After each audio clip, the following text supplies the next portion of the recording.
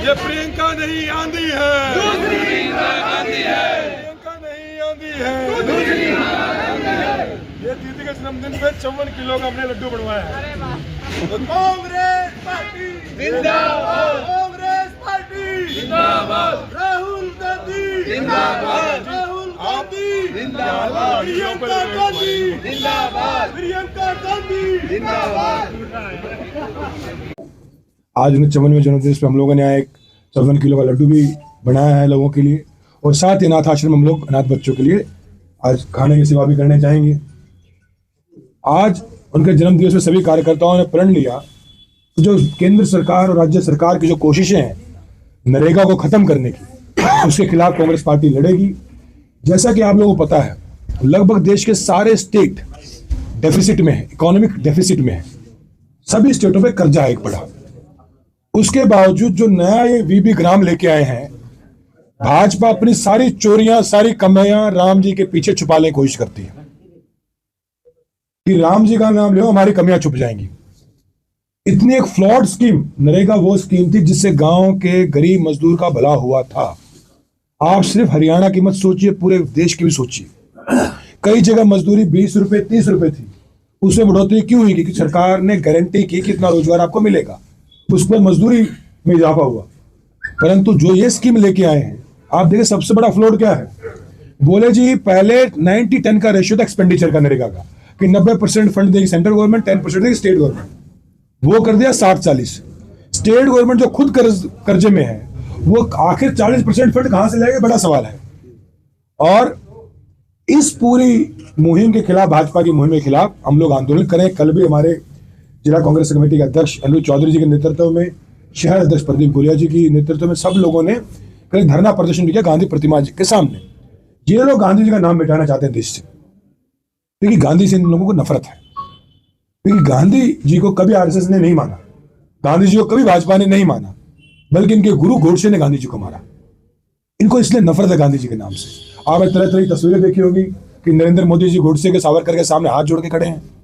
तो ये दिखाता है कि इनको नफरत नरेगा से, सही मामले में महात्मा गांधी जी के नाम से, इनको राष्ट्रपिता जी के नाम से इनको नफरत है।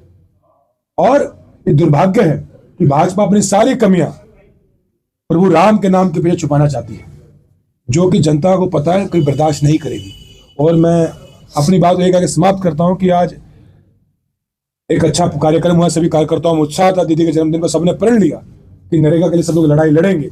हम भी भवानी खेड़ा में बड़ा आंदोलन करने वाले हैं। हमारे किसानों का जो जल भराव में जो पानी भरा था, उसके ऊपर जो मुआवजा था अभी तक आया नहीं, उसके लिए हम लोग आंदोलन करेंगे।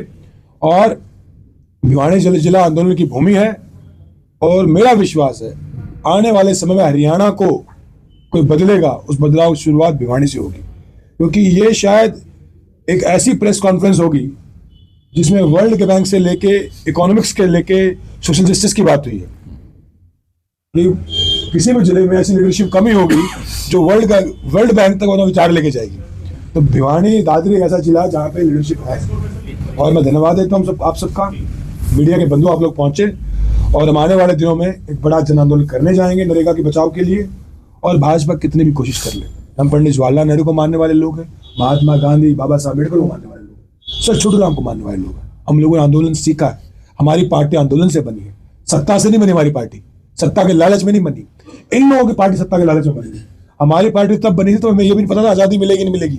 1885 में आजादी से 63 साल पहले हमारी पार्टी बन चुकी थी। तो हमारी आंदोलन की पार्टी, आज हम आंदोलन करेंगे राहुल जी प्रियंका जी के नेतृत्व में, आगे भी करेंगे। कल भी हम सब ने एक दिवस का उपवास रखा था मनरेगा बचाओ अभियान के तहत, और इसमें भी एक उसकी सारी बातें हमने कल भी बता दी थी। पर जो मुख्य जो बात रही हैं वो ये रही हैं कि जो ये नया एक जो एक स्कीम जो लेकर आ रहे हैं, उस स्कीम में एक तो कोई गारंटी नहीं है मज़दूरों के लिए। दूसरी बात उसमें ये है कि गांव के सरपंचों को पता होता है कि गांव में किस तरीके से किस समय क्या काम की ज़रूरत है, तो उनसे ये फैसला हटाकर ये जिम्मेदारी दे दी है किसी अफसर को, किसी बाबू को, जो कहीं दूर जगह बैठकर ये निर्णय लेगा। जब तक इतने में तो काम की शायद ज़रूरत भी ख़त्म हो जाए। तो और उसके साथ में 400 रुपये की एक दर निर्धारित करने के बारे में मांग करी है। और इस तरह की कई चीज़ें हैं जिनको लेकर कांग्रेस पार्टी ने एक अभियान छेड़ा है और उसको आगे हम सब साथ मिलकर लेकर आएंगे। कल आपने देखा, आज भी देखा, संयुक्त रूप से शहरी कांग्रेस और ग्रामीण कांग्रेस कमेटी, दोनों कमेटियों ने साथ में ये किया। फिर साथ के साथ में एक और मुद्दा है जिसको लेकर हम यहाँ पर इकट्ठे हुए थे और उसको बहुत गंभीरता से हम ले रहे हैं कि जो हमारे पब्लिक सर्विस कमीशन के अध्यक्ष हैं, उन्होंने जिस तरीके से हरियाणा के स्टूडेंट्स के बारे में, हरियाणा के लोगों के बारे में जो उनका बयान है वो बहुत ही निंदनीय है और उनका इस समय उस पद पर बने रहने का कोई अधिकार नहीं बचा है। हम सब उनकी इस्तीफे की भी मांग करते हैं, क्योंकि अगर आपको लगता है कि आप हरियाणा के लोगों में प्रतिभा नहीं है तो आपको हरियाणा के पब्लिक सर्विस कमीशन के अध्यक्ष पद पर बने रहने का भी कोई अधिकार नहीं है।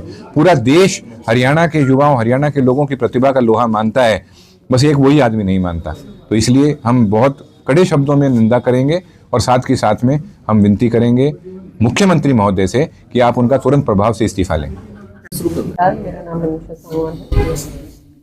तो ग्रामीण इलाके को योजनाबद्ध तरीके से कमजोर किया जा रहा है और इसमें अब ये एक और कड़ी इन्होंने जोड़ दी और पहले ही जो सरपंचों के पास डेवलपमेंट के काम करवाने की ताकत थी इन्होंने खोस ली थी और अब ये जो मनरेगा के थ्रू ये काम करवाया करते अब ये भी इन्होंने खोस ली है और अफसरों को दे दी और अफसरशाही हमारे प्रदेश में बहुत ज़्यादा हावी हो चुकी है। तो प्रजातंत्र को कमज़ोर किया जा रहा है और इसके खिलाफ आज हम आवाज़ उठा रहे हैं।